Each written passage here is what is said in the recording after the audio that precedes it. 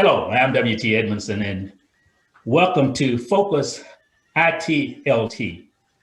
Freedom often causes unbelievable silence in times like these.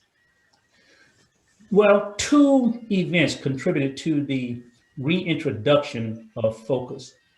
First, the COVID-19 resulted in the shutdown of person-to-person interviews there at JCTV. And second, with the impact of funding, JCTV discontinued to be able to provide the public service that they had so well performed. They provided a tremendous public service to this community. I have over the past 14 months contemplated opening Focus up again on an online platform. But I decided to bring Focus back after reading the March 28, 2021 issue of the News Tribune. It was an issue about the drop in enrollment at Lincoln University over the past few years. Decline in enrollment and retention aren't new. Over the past few years, Lincoln University has found difficulty in attracting and maintaining students, as well as other state as well as HBCU universities. So let us move forward. We have with us today the newly elected president of the Lincoln University National Alumni Association. Our guest is Dr. Sherman Bunn. He is president-elect, Lincoln University National Alumni Association. Welcome to Focus ITLT. First, allow me to step back for a moment. There are many difficulties that Lincoln University and other state institutions and HBCUs are confronting at this present time. So we hope to be able to delve a little bit into that. There are many challenges, known and unknown, and the association, I'm sure, under your leadership will have some responsibility in addressing some of those and delving into how do we address some of the issues that are before us.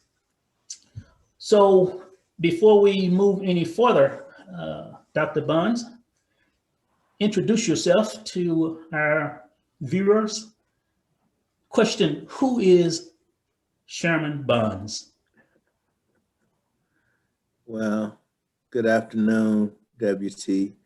I want to first of all thank you for inviting me and giving me the opportunity to share with you a few words of support and share with you a perspective, a vision, a set of goals, and to answer your question. I'm somewhat of just a good old country boy, one who comes from the Southeast Missouri. I grew up in Sykeston, Missouri, down in the Boot Hill. I like to always say that I'm one of those fellows whose eggs did not come in a carton. In other words, I come from the rural, poor and impoverished conditions of an era that allowed me to come out of the fields of rural Missouri to an institution of care and concern we call the Lincoln University. I came here in 1975 and matriculated, and here I earned a Bachelor of Science degree in psychology, and then stayed another year and got a master's in sociology and criminal justice. And I continued, and I left here then, and I continued my educational matriculation by earning an additional master's in special education from the University of West Georgia. And I completed my doctoral degree at Clark Atlanta University in 2002. And then I did some postdoctoral work at Harvard University at the Principal Center. And then I took a leadership institute at Manchester College in Oxford, England. Had a chance to go across the pond. So I'm just a struggling scholar who's trying to do well by those who stood by me and those whose shoulders in which I stand on. And I'm married. I'm happily married to a wonderful wife, Dixon Marie Bonds, and I have a child, Omar, and a lovely daughter-in-law and two grandchildren, Omar Jr., as well as my little baby girl. I don't know why her name escapes me. I getting a little nervous here. Jordan and Marie. So that's how I am. Just a loving grandfather and husband and struggling scholar. And thankful I was elected to be the next president of the National Alumni Association. I think that's why you want to talk to me for a few more moments. That's who I am. I understand that you're here on the Lincoln University campus this week. What brought you to the campus this week? Well, what brought me to the campus is an outcry from the university president to build some relationship with some various alumni chapters and create an extension of themselves to be able to go out across the nation and recruit students to attend Lincoln University. You know, all institutions across the nation have been impacted by COVID, utilizing as the instrument of instruction the virtual platform, which in many cases leaves left the dorms unoccupied. So now it's time to look at building those relationships in terms of recruiting, getting students back on campus, back in the dorms. But we also know through our efforts and communications that our enrollment is not at the level that we'd like for it to be. So I think the president is trying to make a good faith effort to build capacity through the Alumni Association. And I'm here to, as president-elect, to share with her the experiences that I've had and the successes we've had as the former president of the Atlanta Alumni Chapter. I've sent over 132 kids, 140, whatever the number is, to Lincoln for the last 20 years. I served as the chairman of the Student Recruitment Committee. We raised over $700,000 in scholarships for room and board, and we've supported the university for the last 20 years as a chapter. So in this space, I bring some level of success that I can share, and she thought it'd be useful for me to be here to bring encouragement toward those efforts, and that's why I'm here. You spoke about bringing students to Lincoln University. Well, what led you to Lincoln University coming out of the country, as you say? Oh, as I say, coming from the country, you know, when you grow up where we come from, WT, you know, in Missouri here is there's nothing but fields and fields and more fields, you know, and like I said, when we tell the story about new beginnings, there's an opportunity. Back in the 70s, I think about my grandmother who was a maid, and back in the 70s when we came in 74, I would say my grandmother's salary was about, I would say a good guess would be $1,300 a year. I think military pay in 1974 was $270 a month. And when we graduated from college in 1980, the annual salary, base salary was $7,800 a year. So coming from the fields and chopping beans and pulling corn, wanted something other than that. Wanted to be something other than a janitor, or I wanted something other than a craft. I wanted to engage, and Lincoln gave me that platform to find myself. You know, I was in search of an identity. Who am I?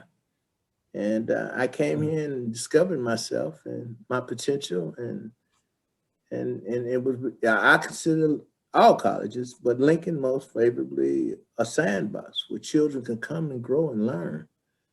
And it was more to the world than Sykeston, Missouri, and Cape Girardeau, and Benton, and Charleston, Lebanon, Essex, Hayti, and Carruthersville, because all that was just vast country land, cattle, you know, deer.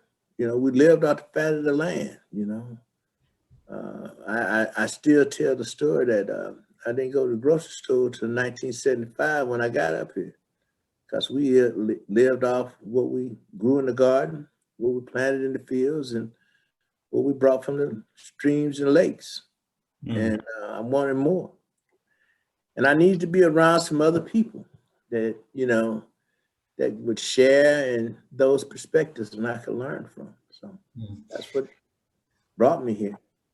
I was to ask you, what was the greatest impact that Lincoln University had on you? What would you say? It shaped my ideas. You had statesmen and stateswomen. And what I mean by statesmen, you know, you had Dean Hort, you had Earl Shinholster and Nathan Cook, and, you know, and Honor Parks and Dr. Parks, and, you know, Dr. Scott, and Dean Simmons, Dean Johnson, all of these men and women, Carolyn Brown and Jerry Brown and Homer Cavett, all these men and women, they had an era about them that you wanted to emulate. You wanted to, it inspired me. You know, it had Coach Lewis, and I was here with Coach Reed, and, you know, and all of that. You had people who had promise. So it gave you hope. You was coming out of a civil rights movement. We was going through integration. We was just being able to emerge as potential citizens who deserve the right to be educated. It was a period of hope, and, you know, we was able to identify our culture and enjoyed that, and I loved it. Mm-hmm. Coming from the Boot Hill country, how prepared did you feel you were to be stepping foot on a college campus? I would. Shinholster. I wasn't. You know, I never forget, next to Founders Hall, we were going over, I was in Founders Hall, and I was in Shinholster's class, and he was going over filers, and he said, Bonds, you should have got this in high school. And I said, Shinholster, if I'd have got it in high school, what I need you for? Of course, he always fondly lets me know, that's why you failed my class. And he walked me out of Founders Hall, and he pointed straight across the quad and said, you see that building over there? And he was pointing at Page Library. You need to spend some time over there. And so I wasn't quite prepared. I don't think that I survived by Carolyn Brown's encouragement and nurturing.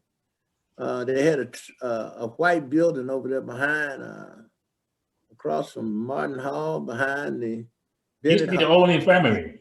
Yeah, and those ladies nurtured me, gave me guidance, and I survived my first year. And by the time I got to my second semester, my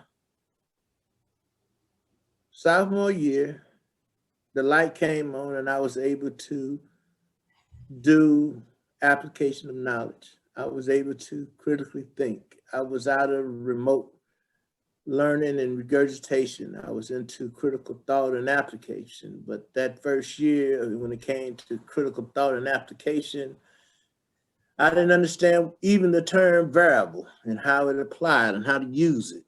Mr. Bryan, an instructor down in the psych department, and Dr. Wells used to talk about variables, and I was trying to figure out what it was a variable, and I really didn't have it. So my preparation was very restricted because I wasn't supposed to be here. I really wasn't. It wasn't an encouragement. It wasn't something that, was a part of my foundational underpinning. It was a hope and a dream and a prayer, and it was answered, and I'm here. Lincoln University and Jefferson City have undergone quite a few changes over the years since we were students. What are some of those changes that you noticed once leaving university and coming back for the first time after having graduated? The good or bad, or which ones are you referring to? Whichever. Indifferent. We have a monument, which is a good thing. I think they came out of Dr. Henson's. The Soldiers Memorial is wonderful. I see a couple of new buildings. Sherman Shrugg's dormitory. Also, you got the Link, which is a dedicated facility underneath. I think the distractions were the need to change some of the emblems that I find to be a little bit unnecessary, as far as the tiger, the blue tiger, the original blue tiger, and now they gave me a bobcat and want me to convince me that's just a tiger, and I'm trying to work through that. So I found that a little bit indifferent, but we have our experiences, but those are the visible pieces. I don't know and can't speak to the nurturing part. I don't know all those that came or was here with me have departed. I think a couple of years back when I was here, Herman was still here. I ran into Dr. Parks and Dean Simmons I've seen, and Dr. Simmons, who was over the graduate studies. They're still in the community, but I don't know what the culture is in terms of understanding the dynamics of those who find their way here. It's kind of like back in the day when I was here. It's kind of like the attitude of those students who attend Harvard. So Harvard has the disposition toward those that come.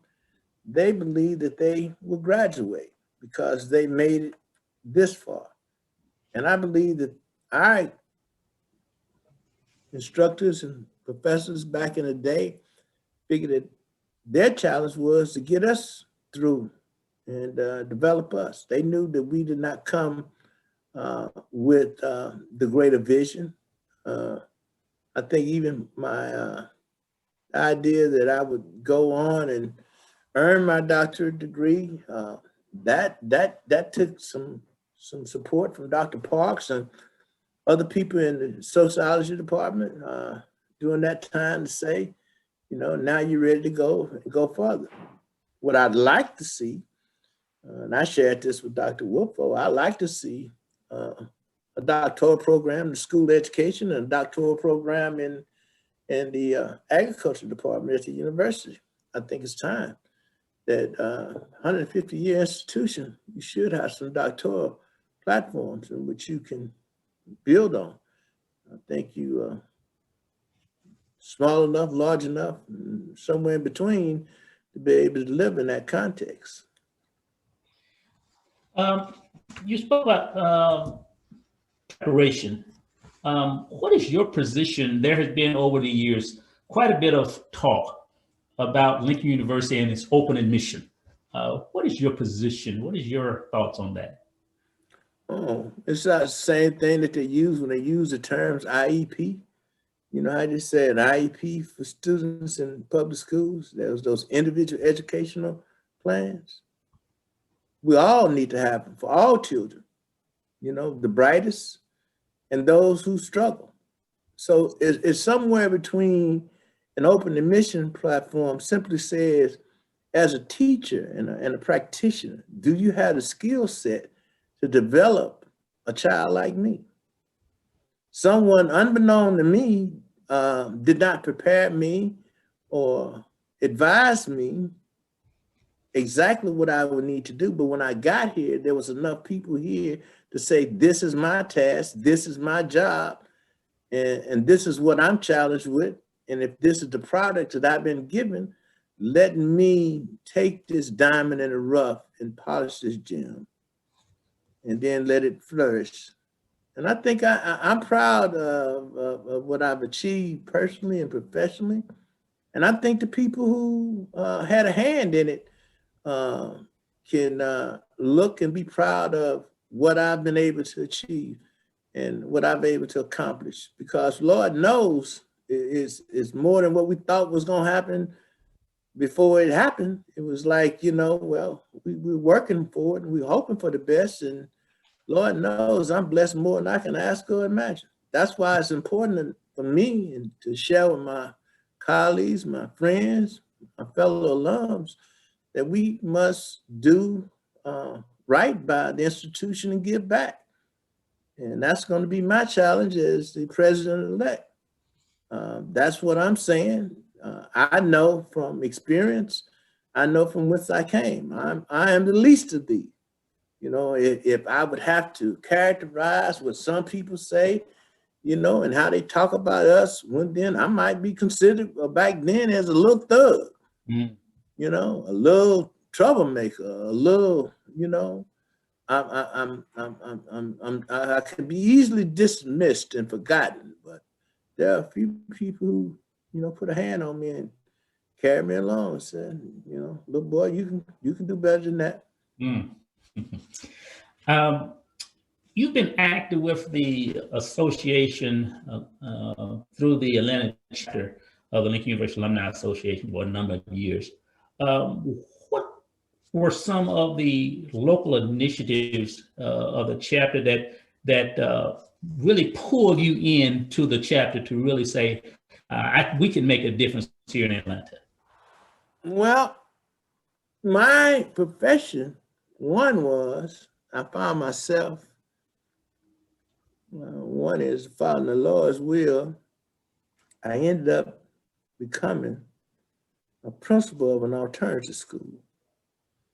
And I worked within alternative school because I was getting the students who were challenged. I worked in the rural communities, somewhat like Sykeston, down in Meriwether County. And these children were without hope. They were despondent, but yet they had potential. And when I became active in the Alumni Association back in 95, 96, 97, 98, I led the challenge of then sending students to Lincoln. And we started the process then.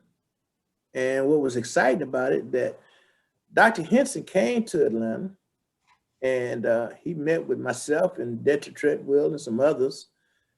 And he said he wanted to bring back the football team. He wanted to get a 100-piece band, and he brought an excitement about revitalizing the institution. And I just fell in love with the idea. And from that point on, as a member of the Atlanta Alumni chapter, I was all in.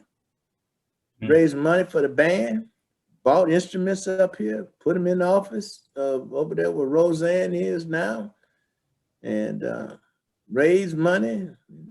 We did a convention, and we did a number of fundraisers, and he came down and played Clark, Atlanta University, while I was working on my doctorate, and my son fell in love with Lincoln, and he came and said, "Dad, I can do that." And I said, "Do what?" He said, "I can be a part of the band." I said, "Well, get your horn and let's go." And I did something a little unique there, and I was pretty well off. I guess I was doing okay, but I put my son on Greyhound. I said, "Now, son, I'm gonna put you on Greyhound and put him on Greyhound in Atlanta, Georgia." I said, "I'll meet you in Jeff City." He had to ride the bus. I drove. I wanted him to have one of them experiences that I had, because I remember coming from Sykeston.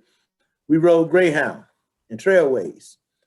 You know, that road out there, 54 or whatever it is, that brings you into Jeff City. That was a 2-lane highway. Curvy road. It didn't take you all the way straight to 70. And so we had some winding roads, and I wanted to put him on those roads. And so I was committed to having my son have the experience. He came, and my wife came, and we just did what we had to do, and I've been doing it ever since. Why did you choose to seek the office of president of the National Association? What led you to that point? A friend of mine named Keith Reynolds, Dr. Keith L. Reynolds, said that he thought that would be a good idea, and said he thought that would be a good place for me to, do some extended work. I had done all I could do. I served as the president of the Atlanta Alumni chapter, and he thought I could do well by sharing my story. And my story, in many ways, I hope, will be an inspiration for others. It's to lead by example. And I think others get excited about some of the work that I've done and some of the work that I'm doing. And I think they want to replicate it. I think they want to associate with that idea. See, WT, you and I, we become, and not to be arrogant or be vain in any way, we're moving into that life cycle where we become statesmen, and your wife becomes stateswoman. That means we exemplify what that is that we have endured, that we have benefited from, and it's about those that brought us here. So now we are those that people look to, and they look at, and they look towards saying, "Hey, give us some guidance, give us some direction." And I think that we have a lot that we can actually say and testify to. This has been a good run. It's been a wonderful experience. There's no regrets. There's only beautiful and wonderful memories that we have, and we're willing to share them until our last breath. Then we say it's good. What good is the experiences if you have and you have not been able to share them with others? That's a selfish person, and I don't think that we're selfish people. And that really inspires me to do well. In our initial conversation, you spoke of the need to grow the association. Presidents before you, and I'm sure those that will come behind you, will probably say the same thing about the need to grow the association. Some have come through and had very little success at actually growing the association with any lasting impact. How will you plan to differ? Well, my plan is simple as this, is to be kind of like Barack Obama. Seize the moment. The time is now that I'm able to say, I'm not here by chance, I'm here by divine intervention. And I don't believe that this is a mistake for me to be here. I think this is what the Lord wants me to be, and this is the work that he wants me to do. And he just wants me to tell a few other people that they need to come along. And I think sometimes if the timing is right, if the message is on point, then the other people who've just been waiting to be told in a nice and very warm and friendly way, it's time to move. We're not getting any younger.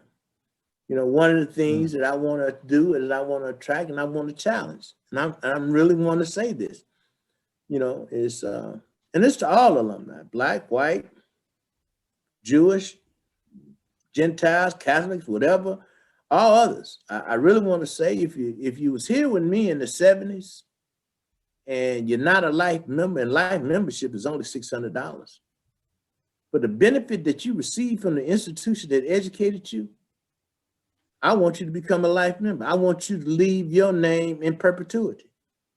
I want to be just like a little boy writing their name in the cement, but I want to put your name on the wall here in Memorial Hall. And I want, and as time passed, and they talk about the 62nd and the 65th Colored Infantry, and they talk about Foster, and they talk about the other soldiers, I want them to talk about WTs, and I want them to talk about Sherman Bonds. I want them to talk about Charles Glasper. I want them to talk about Eric Burgess. I want them to talk about Gwendolyn Edmonds. I want them to come and read those names on the wall. And I want those who came here, you know, and that went with me. You know, we had some experiences from the 70s that very few people can talk about. See, we're coming from an era in which we had to figure out what our culture was. And I told this morning, you know, on my birth certificate, and it says that I was born a Negro. And a Negro is an adjective or a noun that is utilized to separate me from my heritage, and it separates me from my lineage. It places me within the abyss. Coming to Lincoln allowed us to find ourselves and define who we were and who we are. And we had an opportunity to embrace our culture. We had experiences going back in the 70s where you had Curtis Mayfield, Earth, Wind and Fire, Tower. We had concerts. We had an opportunity that you hear different musicians and have different homecomings that enable us to aspire and feel our own sense of belonging and our own sense of worth. And we evolved to become and move from being the Negro to the Black man to the African American. We transcended through that era. And whoever transcended through the era need to leave their name posted on this wall in this building. That'll cost you about $600. And I challenge everybody to join me in doing that. That went in. And I don't think they would be ashamed, because I think they could say, at least I can leave that much for my children, for my grandchildren, you know. And I think when that message is heard, that might be the difference that makes a difference. If not, it's the best I can do. In our conversation, you also spoke of the importance of intensive, aggressive, and ongoing student recruitment. Elaborate on that a little bit for me. Well, you know, it's time to share our stories. You know, and now when I say share our stories, when I got here yesterday, I had to go get an earbud for my cell phone. I went out to Walmart. You know, we didn't have no Walmart when I was here. So I went out to Walmart, and the young lady that was served, I asked her, was she a Delta? Because I saw a keychain she had in her hand. She said, no, I'm going to college next year. I said, what high school you go to? She said, no, I've been out of school for a couple of years. I said, well, you know, take a look at Lincoln. And she started, you know, she said, well, I don't know if I could go to Lincoln because I might not be able to focus because, you know, I might not, I need to be able to concentrate. I had an opportunity to share with her what she thought would be some of her struggles. And I said, you have these struggles wherever you go to school. This is a part of growing. But here I am in the community talking about Lincoln, telling kids how to do school. We have to teach kids how to do school. Everybody don't know how to do school. We didn't know how to do school. Did nobody, you know, you asked me about the preparation question. My grandmother had second grade education. My grandfather had at best third, and my mother, she went to the 10th, and I didn't come from a lineage of college graduates. You know, I'm the one who's gone as far as my grandmother would want us to go or could go, and I went all the way. But I think going out and telling our stories to people and to whoever listen, particularly children, they love for their elders to gather them, to speak to them, and we have to find ways in which we do that, and not run from them. I think there's ways to do that, and we have to be the ones to do it. No one's going to tell our story better than what we can tell it. No one be able to share that better than we can, and we have to take that responsibility. That's why the recruitment is going to be a part of our efforts to redirect them, you know, and preferably we'll have the people here to embrace them and keep them here. That's the drumbeat. I'm sure that with all the research you've done and the books you've written, we can all name historically Black colleges and universities that no longer exist. And those alumnus of those institutions probably say what they should have done in order to assist in keeping that institution open. What do you say to the alumni? All institutions coming out of this COVID pandemic are suffering, as you indicated. There is nothing written that Lincoln University will always exist. Other institutions thought they would always be around also. What do you say to those alumnus who have been on the sideline?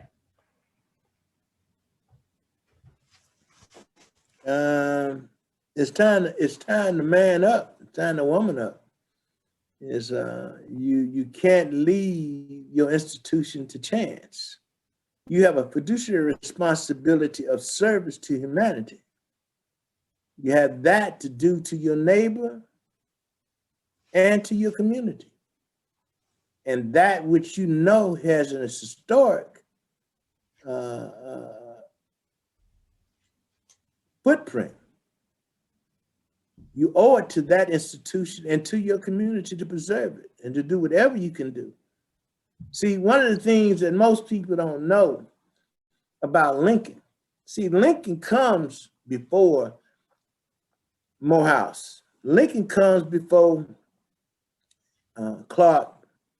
Lincoln comes before Howard. Lincoln comes before Fisk. All these institutions comes after Lincoln. And here up on this hill is the greatest argument.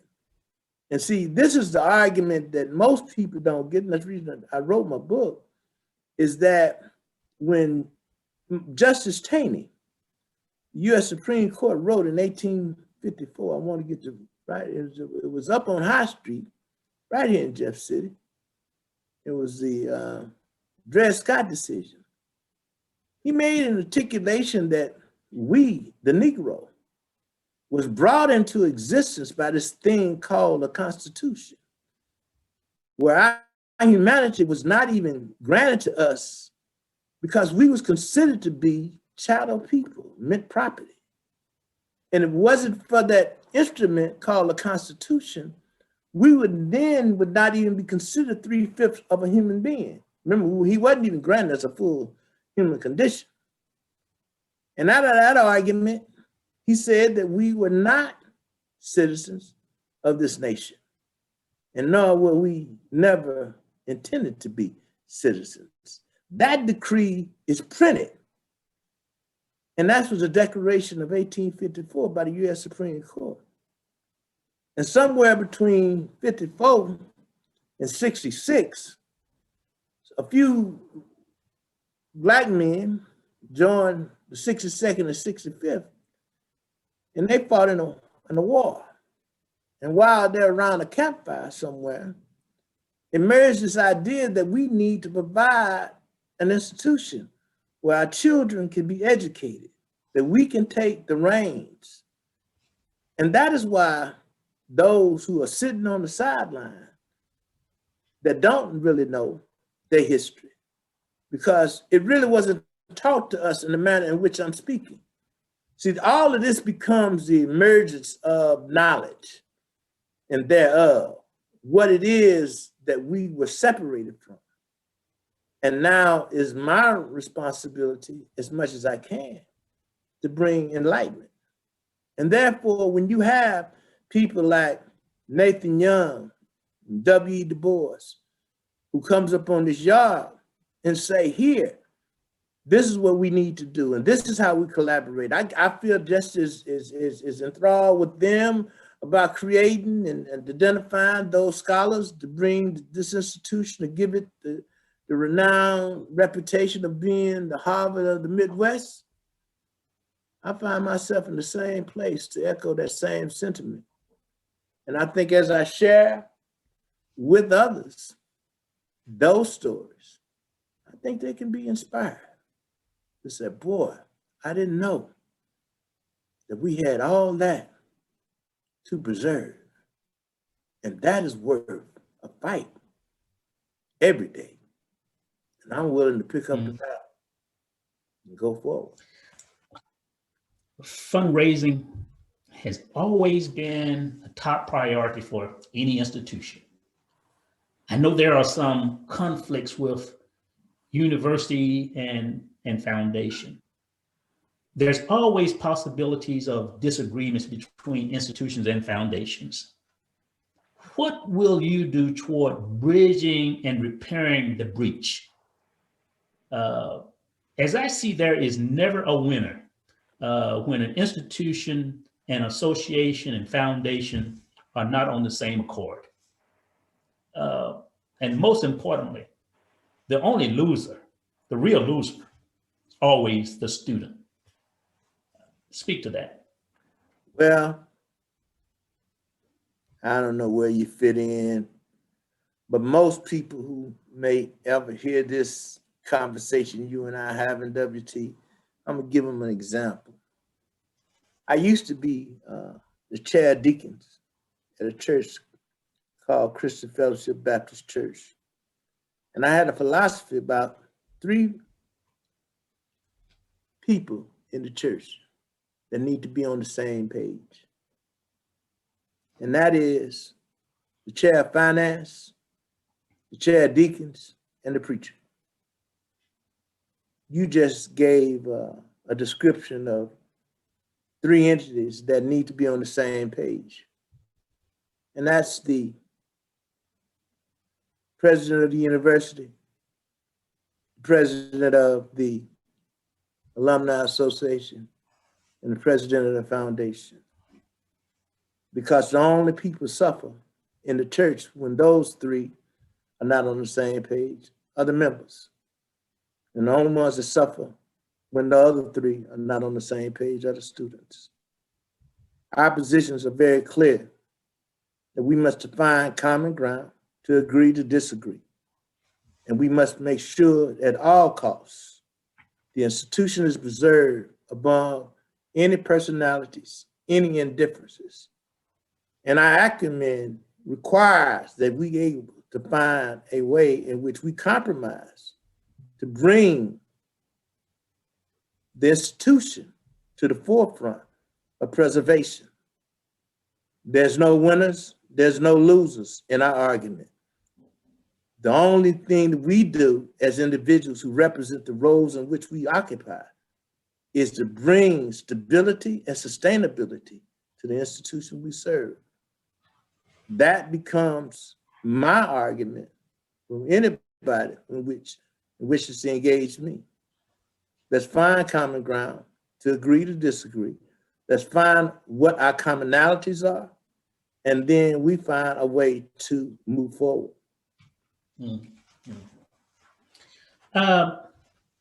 We're getting close to wrapping this up. A few more questions. Having won the election, now after having seriously investigated, made assessments, and began to develop strategies as to how you will move forward, what have you found to be most surprising and what has been most encouraging? The conversation you are having, the scenario that you just spoke, and the answer that I just gave, I believe that there's a commonality for both the president, the foundation, and myself to find common ground to serve this institution to the best of our ability. I believe that there's hope out there that gives us promise to fill up our dorms, to reinvigorate our institution, to reignite our alumni. And I think that we got a lot in which we can be grateful for. And I think we got a way in which I'm very optimistic that we'll get it done. Okay. Lincoln University have served Jefferson City and the state of Missouri and the nation well over the years. What is the role of the alumni in encouraging the continuation of the mission of Lincoln University? Becoming statesmen, stateswomen. We are our own best advocates. We are our own best marketers. It is our role to, as any institution, it is the alumni role to exemplify that which you have achieved. You came to become enlightened. You came to learn, and you have learned. And now it's for you to execute and emulate what it is that you have learned. And one of the fundamental things that you've learned is that you have a responsibility to give back and take care. All this wasn't about a selfish gain. We thought it was. A friend of mine named Dr. Rose, we thought at one time when we had our conversations that we didn't know or really understand that we had a duty to call.